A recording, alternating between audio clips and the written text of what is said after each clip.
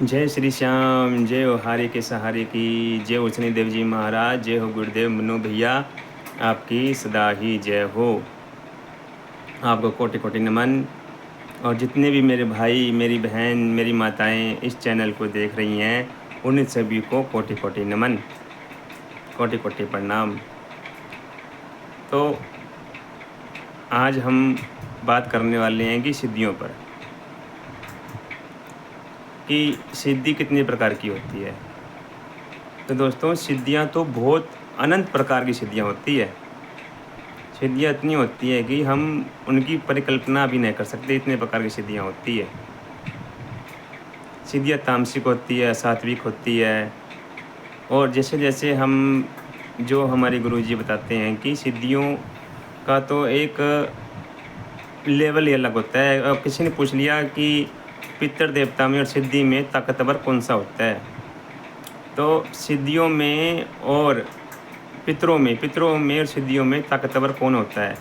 तो पितरों में और सिद्धियों में ताकतवर तो पितर ही होते हैं। अगर आपका एक पितर भी बलिष्ठ है, अगर आपका एक पितर भी देव पितर की श्रेणी में आता है और उसमें इतनी पावर है, तो वो पितर आपको माला माल कर देता है।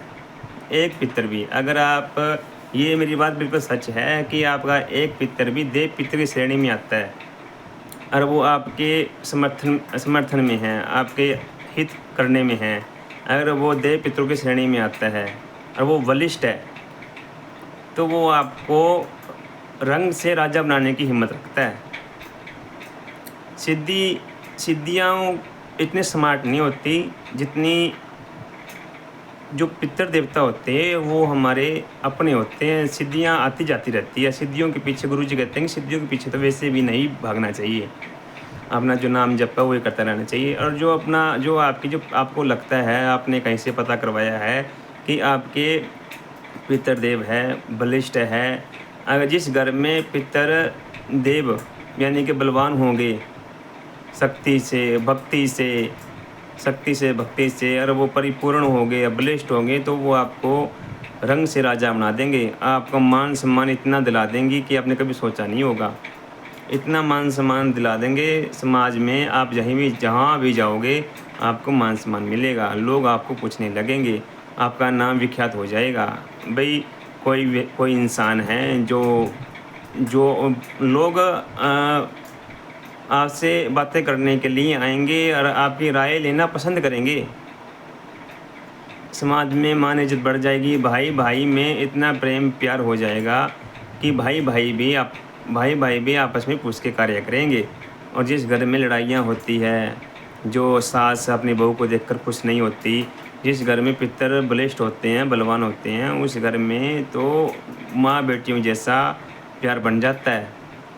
जिस घर में सास बहू को देखकर खुश नहीं है और बहू सास को देखकर खुश नहीं है, और जिस घर में पितर बलवान होते हैं, बलिष्ठ होते हैं, उस घर में तो माँ बेटियों का प्यार बन जाता है, माँ बेटी जैसा प्यार बन जाता है।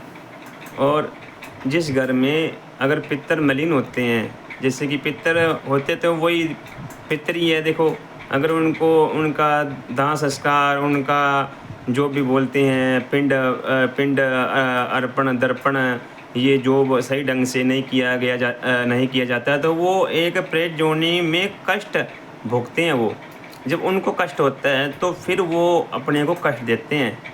जब उनको कष्ट होता है कि भूख से वो बिखलाते हैं, पानी नहीं मिलता उनको, खाना नहीं मिलता उनको, तो वो कष्ट में होते हैं, पहनने कपड़े नहीं मिलते, उनको कुछ भी नहीं मिलता, वो बिलखते हैं, रोते हैं, तड़पते हैं। तो वो जब बिलखते हैं, रोते हैं, तड़पते हैं, तो वो अपने को दुखी करते हैं, अपने को ही दुखी करते हैं। फिर वो अपने को ही दुखी करेंगे। और बहुत से बार तो ऐसा होता है कि जब किसी तांत्रिक ओझा, मौलवी, पंडित की अगर कोई इस चीज़ का जानकार है, जब उनकी नज़र उसके सूक्ष्म शरीर पर पड़ जाती है, क्योंकि सूक्ष्म शरीर ही होता है, आत्मा ही होती है, सूक्ष्म शरीर ही होता है, आत्मा ही होती है। जब किसी तांत्रिक की नज़र पड़ जाती है, तो वो तांत्रिक उसको कहीं भी उसको इस्तेमाल करता है, कहीं भी उसको भेज देता है, कहीं भी उसको वो किसी का गलत कार्य करने में भेज देता है, उसको करना पड़ता है।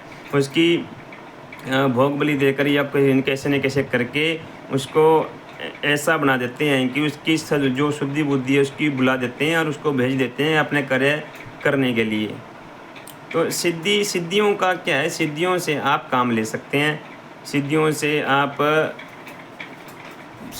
काम ले सकते हैं, आप अपना नाम कमा सकते हैं, पैसा कमा सकते हैं। और सिद्धियाँ एक जगह जाकर आपको इतना पैसा दे देती है, इतना जो आप कहोगे वो सब कुछ दे देगी, पर आपका नाम जब छूट जाएगा उससे, आपकी भक्ति छूट जाएगी उससे। आपको आगे भक्ति के मार्ग पर भक्ति का मार्ग जो आप जा रहे हैं वो भक्ति का मार्ग आपका छूट जाएगा वो, क्योंकि वो आपको इतना सुख दे देगी, इतना ऐश्वर्य दे देगी, इतना धन दे देगी, इतनी कीर्ति मान सम्मान दे देगी कि आपका नाम जब ऑटोमेटिक छूट जाएगा। जब इंसान दुखी होता है, जब दुखी होता है तभी दुखी इंसान ही भक्ति करता है। कम से कम 80% लोग ऐसे हैं जो दुखी होते हैं और दुखी अवस्था में ही वो पूजा पाठ करते हैं और अपना भाव उनका उत्पन्न होता है जब वो दुखी होते हैं। जब उनके पास पैसा, माया, धन, दौलत, शोहरत, नाम, कीर्ति, मान सम्मान मिल जाता है तो वो फिर करते क्या है, वो इस चीज़ से दूर हटने लगते हैं। ये सच्चाई है, ये इस कलयुग की सच्चाई है। वो धीरे धीरे वो भक्ति के मार्ग से वो हटने लगता है, फिर वो उन्हीं चीज़ों में बस उलझ कर रह जाता है। तो इसलिए गुरु जी कहते हैं कि सिद्धियों के पीछे ना जाएं, आप अपना कार्य करते रहें और अपना मंत्र जाप जो गुरु से दीक्षित है वो उसी का ही मंत्र जाप करते रहें।